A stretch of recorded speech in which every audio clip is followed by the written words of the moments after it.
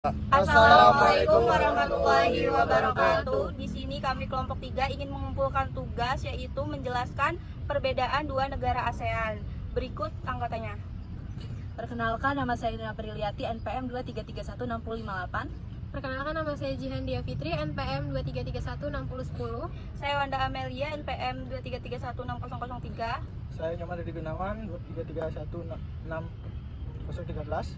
Saya Mike Bagusyani, NPM 233160043. Saya Muhammad Al-Kifari, NPM 2331604. Saya Kelvin Abednego, NPM 233160012. I got so much more. Sistem pemerintahan Indonesia.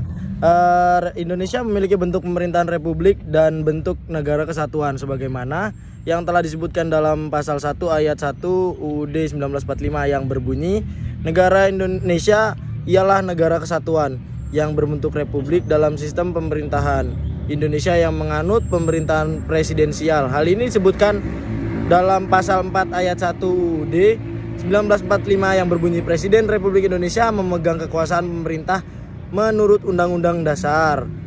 Menurut Sunarso dalam buku perbandingan sistem pemerintahan 2012, sistem pemerintah Indonesia dijalankan dengan 1.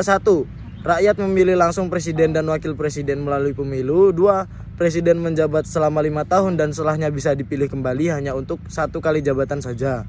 3. Presiden menjabat sebagai kepala negara dan sebagai kepala pemerintahan.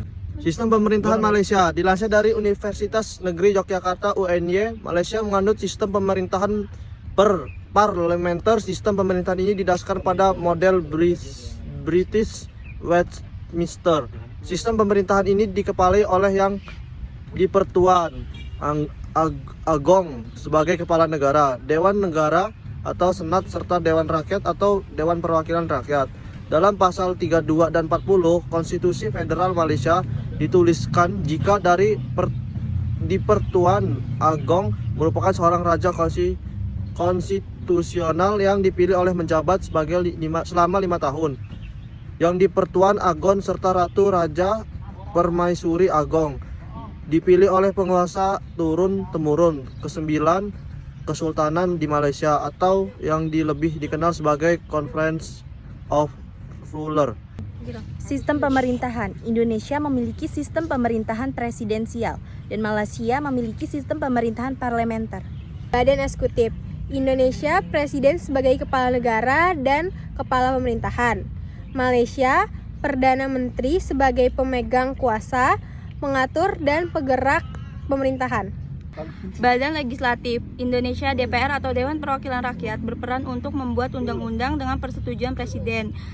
Malaysia, Dewan Negara dan Dewan Rakyat, dua lembaga ini berperan untuk membuat undang-undang. Kepala Negara Indonesia, Presiden tidak memiliki kekuasaan dalam hal perundangan dan kehakiman. Di Malaysia, yang di-Pertuan Agong memiliki kekuasaan di bidang eksekutif, perundangan, kehakiman, pemeliharaan agama, Islam, dan keagamaan negara. Perbedaan di bidang yudikatif. Kekuasaan di Indonesia memiliki kekuasaan kehakiman dipegang oleh Mahkamah Agung dan Mahkamah Konstitusi. Sedangkan di Malaysia, di-Pertuan Agung melantik hakim besar yang persekutuan dan Mahkamah Tinggi serta peguam negara atas nasihat Perdana Menteri.